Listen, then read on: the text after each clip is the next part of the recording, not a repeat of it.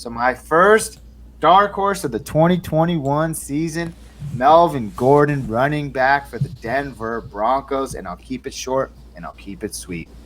A lot of people think that with Javonte Williams there, this is going to be a split backfield, and let me tell you, it is.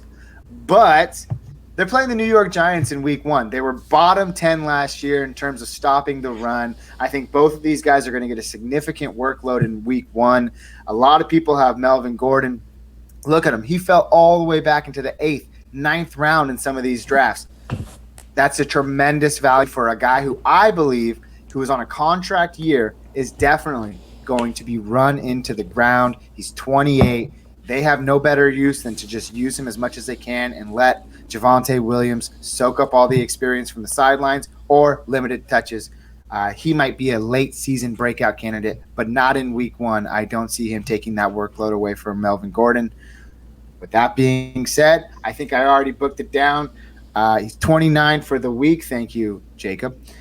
I think he's projected on Yahoo platforms in full PPR for about 12 fantasy points. I will nicely rise above that. 15 fantasy points. That's a great serviceable flex play. I'm playing it safe this year, but also I think it's a right pick, and that's the perfect dark horses. People out there are probably thinking, should I even start Melvin Gordon this week?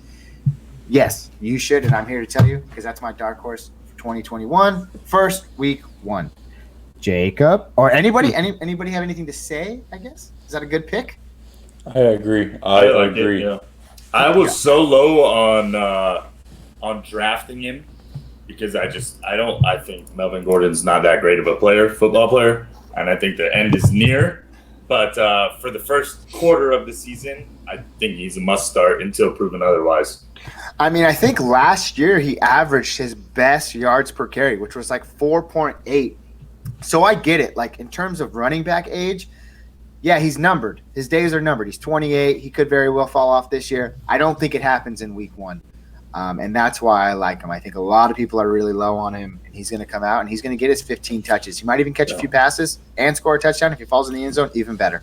Well, Gabe, he had his second highest yards per attention, which was 4.6. And he had 5.1 one season before. And then the other 4 seasons that he's played, he hasn't cracked 4.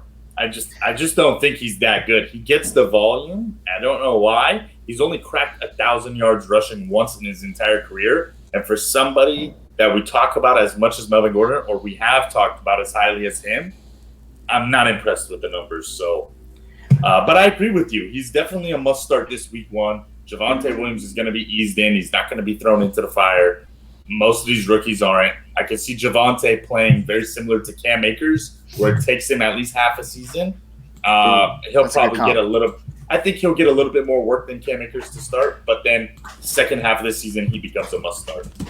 100% couldn't agree more. Yeah. And when you talk about Melvin Gordon, sure, but you always have to look at the other side of the ball. Giants, like I said, bottom 10 in run defense last year. I don't think they did much to improve that. That team overall is supposed to be pretty bad, so we'll have to monitor that situation. But in week 1, I feel confident rolling him out there. So that is my dark horse for week 1.